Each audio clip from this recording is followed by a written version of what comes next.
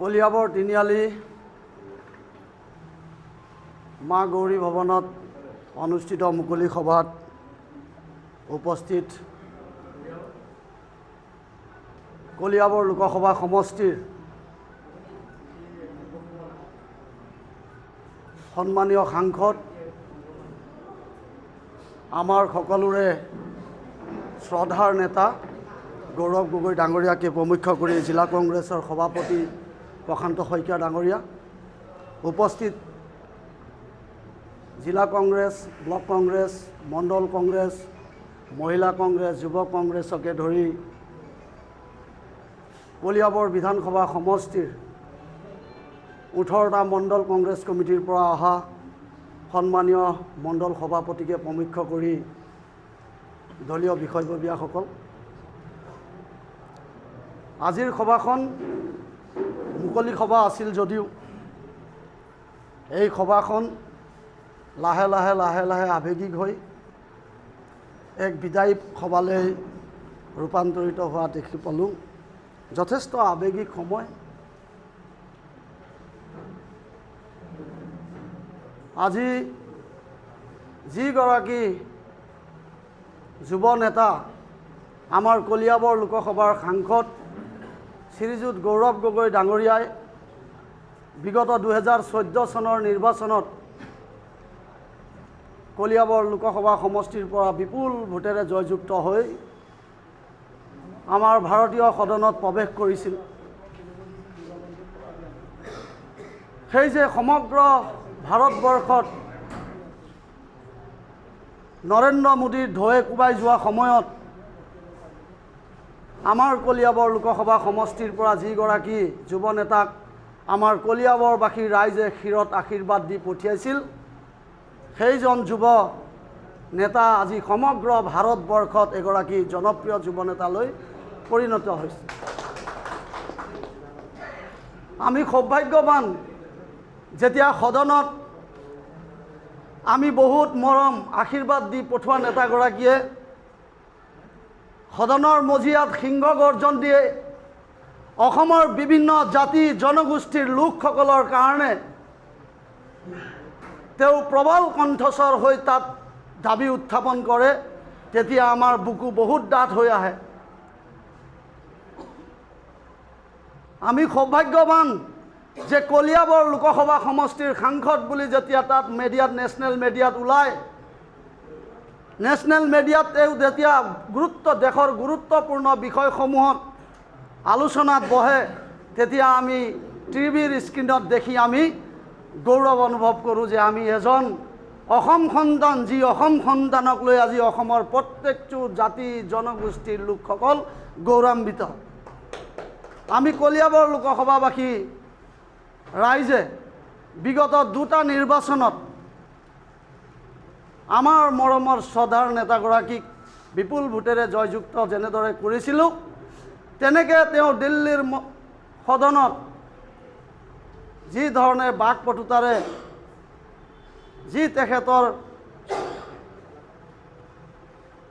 প্ৰকাশভংগীৰে, যি তেখেতৰ শাৰীৰিক মানসিক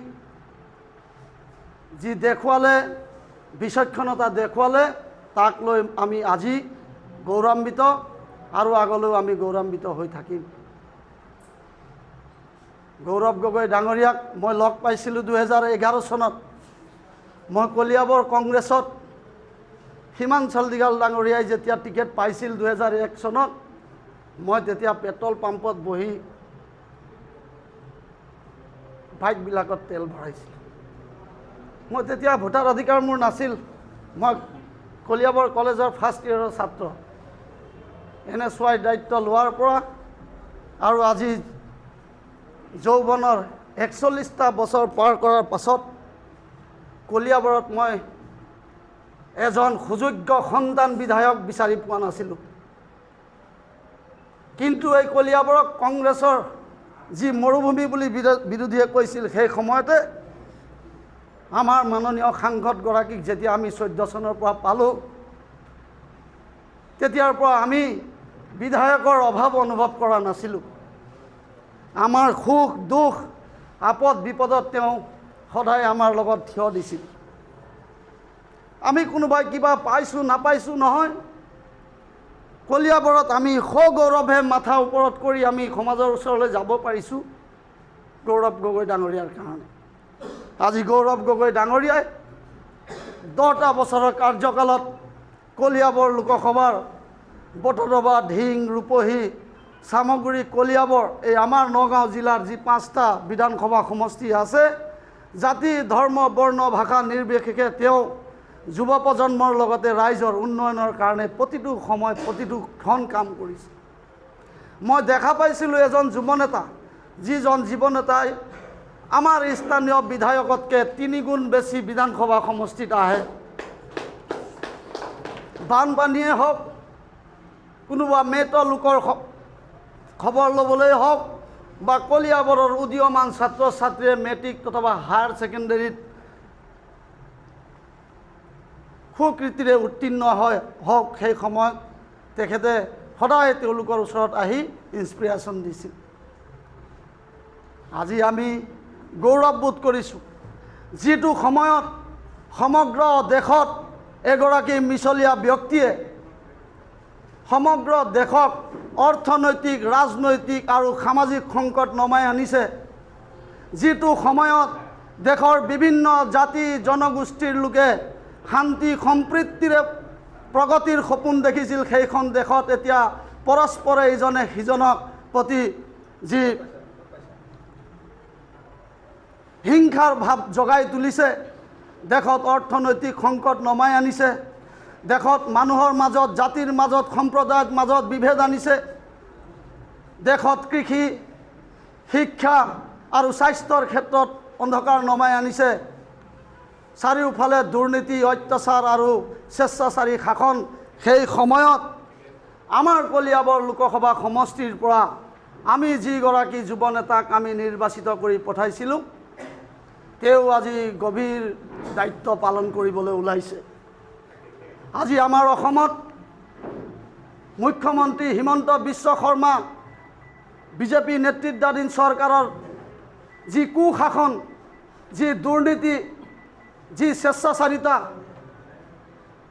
আজি গণতান্ত্ৰিক যি ব্যৱস্থাত যি সংবাদ মাধ্যম আছে, প্ৰশাসন আছে, আৰক্ষী প্ৰশাসন আছে, চৰকাৰী ব্যৱস্থা আছে, সকলোকে আজি ৰাজতান্ত্ৰিক পৰ্যায়লৈ পৰ্যবেক্ষিত কৰাৰ সময়ত সমগ্ৰ অসমবাসী ৰাইজে আমাৰ সন্মানীয় সাংসদ গৌৰৱ গগৈ ডাঙৰীয়াৰ মুখলৈ চাইছে। আমি বিভিন্ন সময়ত সেই সুবিধাকণ পাইছোঁ, তেওঁৰ লগত সহযোগিতা কৰি কাম কৰাৰ। সেই কাম কৰা সময়ত বিভিন্ন অঞ্চলৰ মানুহ, বিভিন্ন জাতি জনগোষ্ঠীৰ মানুহ আহি তেওঁক শুভেচ্ছা জ্ঞাপন কৰে। তেওঁ কয় যে ছাৰ, আপুনি কেতিয়া অসমৰ মুখ্যমন্ত্ৰী হ'ব? তেতিয়া আমি পিছফালে থিয় হৈ থাকোঁ, বুকুখন ডাঠ হৈ আহে যে আমি যিগৰাকী ব্যক্তিক ইয়াৰ পৰা নিৰ্বাচিত কৰি পঠাইছিলোঁ, আজি অসমৰ হাজাৰ হাজাৰ লক্ষ লক্ষ জনতাৰ তেওঁৰ আশাৰ ৰেঙনি। আজি অসমৰ যুৱক যুৱতীয়ে তেওঁক লৈ আশা কৰে, তেওঁক লৈ সপোন দেখে। গতিকে ৰাইজ, মোৰ প্ৰিয় দলীয় সতীৰ্থসকল, এয়া দুখৰ সময় নহয়, এয়া আমাৰ আৱেগিক হোৱাৰ সময় নহয়। আমাৰ গৌৰৱ গগৈ আজি অসমৰেই নহয়, ভাৰতবৰ্ষৰ গৌৰৱ, আৰু তেওঁৰ কান্ধত আজি বহুত ডাঙৰ দায়িত্ব আহি পৰিছে। আৰু এই দায়িত্বৰ লগত মই এটা উদাহৰণৰ লগত আপোনালোকক ৰাখিব বিচাৰোঁ যে যিদৰে মা দেউতাই নিজৰ পত্নীয়ে, নিজৰ বাই ভনী, এজন সৈনিক, এজন চিপাহীক, এগৰাকী চিপাহীক নিজৰ দেশখন ৰক্ষা কৰিবলৈ চন্দনৰ ফুট লগাই, বিজয় তিলক লগাই পঠিয়াই, তেনেকৈ আমি কলিয়াবৰৰ আমাৰ সন্মানীয় প্ৰিয় সাংসদগৰাকীক আজি ইয়াৰ পৰা বিজয় তিলক লগাই পঠিয়াব লাগিব। তেওঁ আজি কেৱল আমাৰ কলিয়াবৰ লোকসভাৰ সাংসদ হৈ থকা নাই, এতিয়া তেওঁ আমাৰ অসমৰ এগৰাকী উদীয়মান সাংসদ। অসমৰ ৰাইজে তেওঁৰ ওচৰত আশা কৰিছে, অসমৰ ৰাইজে তেওঁৰ কান্ধত দায়িত্ব দিবলৈ ওলাইছে যে গৌৰৱ, তুমি আহা, অসমৰ দায়িত্ব লোৱা আৰু অসমৰ এই বিজেপি চৰকাৰে অত্যাচাৰৰ বলি কৰা ৰাইজক, নিষ্পেষিত ৰাইজক উদ্ধাৰ কৰা। আমি সেই গৌৰৱ গগৈক আজি কলিয়াবৰ তিনিআলিৰ এই গৌৰী ভৱনৰ পৰা অন্তৰ আত্মাৰে আশীৰ্বাদ দি বিজয় তিলক লগাই আমি পঠিয়াব বিচাৰিছোঁ। সদৌ শেষত মোৰ প্ৰিয় নেতাগৰাকীক এটা কথা ক'বলৈ মই ওলাইছোঁ যে কি পালোঁ কি নাপালোঁ কেতিয়াও হিচাপ কৰি চোৱা নাই। যেতিয়াৰ পৰা আপোনাক লগ পালোঁ নিজৰ ৰাজনৈতিক জীৱনত এগৰাকী পথ প্ৰদৰ্শক হিচাপে লৈছোঁ, ব্যক্তিগত স্বাৰ্থত নহয়। আমি আপোনাৰ মাজত বিচাৰি পাইছোঁ যে আপুনি ৰাইজৰ প্ৰকৃত সেৱক আৰু আমাক উদ্ধাৰ কৰিব। কংগ্ৰেছ দলকেই নহয়, আমাৰ অসম আৰু আমাৰ অসমীয়াক উদ্ধাৰ কৰিব আৰু আমাৰ অসমখন আপোনাৰ নেতৃত্বত শান্তি আৰু প্ৰগতিৰ দিশেদি আগবাঢ়ি যাব। আমি বুজিছোঁ আজি হিমন্ত বিশ্ব শৰ্মাই ডিলিমিটেশ্যন কৰি যিদৰে বিভিন্ন ধৰণে অত্যাচাৰ কৰিছে, যেনেদৰে আমাৰ এটা পৰিয়াল, আমাৰ এই কলিয়াবৰ লোকসভা সমষ্টি 10টা বিধানসভা সমষ্টি আমাৰ পৰিয়াল, এই পৰিয়ালক ভাঙি চুৰমাৰ কৰি দিছে। কিন্তু আজি আপোনাৰ লগত অসমৰ প্ৰত্যেকগৰাকী চৰকাৰী চাকৰিয়াল তেওঁলোক বাধ্য হৈছে, ওলাই আহিব নোৱাৰে। আজি চৰকাৰী বিষয়াসকল ওলাই আহিব নোৱাৰে। আজি সাংবাদিকসকলে মুক্ত মনেৰে আপোনাক সমৰ্থন জনাব নোৱাৰে। যদিও মই এজন সাধাৰণ যুৱক হিচাপে মই গম পাইছোঁ যে অসমৰ সংবাদকৰ্মীৰ লগতে অসমৰ চৰকাৰী চাকৰিয়ালৰ লগতে সমাজৰ প্ৰত্যেকটো স্তৰৰ সচেতন নাগৰিক আপোনাৰ লগত আছে আৰু যোৰহাটৰ পৰা আপুনি বিপুল ভোটত জয়যুক্ত কৰিব। আমাৰ পূৰ্ণ বিশ্বাস আছে যে আপোনাক দাদা যোৰহাটবাসী ৰাইজে আপোনাক কেতিয়াও নিৰাশ নকৰে। দল সংগঠন নিৰ্বিশেষে আপোনাক যোৰহাটবাসী ৰাইজে বিপুল ভোটত জয়যুক্ত কৰিব। মই সৌভাগ্যৱান যে আপোনাৰ দৰে এগৰাকী মহান ব্যক্তিৰ নেতৃত্বত, আপোনাৰ দৰে এগৰাকী যুৱ নেতাৰ নেতৃত্বত মই যোৱা 10টা বছৰ কাৰ্যকালত মই আপোনাৰ সান্নিধ্য লাভ কৰিবলৈ সক্ষম হ'লোঁ। আজি এই চেগতে মই মা কামাখ্যা দুৰ্গা মাক মই ধন্যবাদ জনাইছোঁ আৰু মই আপোনাৰ পৰা যিখিনি শিকিলোঁ, যিখিনি দেখিলোঁ, যিখিনি বুজিলোঁ, আপোনাক মা কামাখ্যা মহান আল্লাই সদায় আশীৰ্বাদ দিব আৰু এদিন আপুনি এই অসমেই নহয় ভাৰতবৰ্ষৰ এগৰাকী সুপ্ৰতিষ্ঠিত সুনেতৃত্ব দিয়া এগৰাকী মহান ব্যক্তিলৈ ৰূপান্তৰিত হ'ব। আমি আছিলোঁ, কলিয়াবৰবাসী ৰাইজ আছিলোঁ আপোনাৰ লগত, এতিয়াও আছোঁ আৰু ভৱিষ্যতেও থাকিম আৰু আপুনি সদায় ভাল কাম কৰিব এই বিশ্বাস আছে। আপোনাক যোৰহাটবাসী ৰাইজে কেতিয়াও নিৰাশ নকৰে। হিমন্ত বিশ্ব শৰ্মাই যিমানেই চাল চাতুৰি নকৰক, হিমন্ত বিশ্ব শৰ্মাই যিমানেই সাম্প্ৰদায়িক বিষবাস্প অসমত নিবিয়পক, হিমন্ত বিশ্ব শৰ্মাই যিমানেই লোভ লালচা নেদেখুৱাওক, অসমৰ ৰাইজক হিমন্ত বিশ্ব শৰ্মাই কিন্তু চিনি পোৱাত ভুল কৰিছে। অসমৰ ৰাইজ, আমাৰ অসমীয়া মানুহ সদায় ৰাজনৈতিকভাৱে সচেতন আৰু গৌৰৱ গগৈ ডাঙৰীয়াক বিপুল ভোটত জয়যুক্ত কৰি আপোনাক তাৰ প্ৰত্যুত্তৰ এইবাৰ দিব। গতিকে খুব বেছি কথা ক'বলৈ আজি মন যোৱা নাই। আপোনালোক আৱেগিক হৈছে, স্বাভাৱিক, আৱেগিক হোৱাটো স্বাভাৱিক। বহুত আমাৰ স্মৃতি আছে, সেইবিলাক স্মৃতি সদায় সজীৱ হৈ থাকিব।